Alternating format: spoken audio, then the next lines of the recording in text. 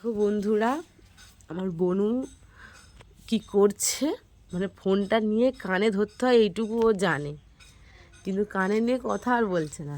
ওমা ফোনে কথা বলো দেখি, কোথায় নাই ফোনটা, কোথায় নেয়, উল্টো ফোন ধরে না, ফোনটা কোথায় নেয়, কোথায় নেয়?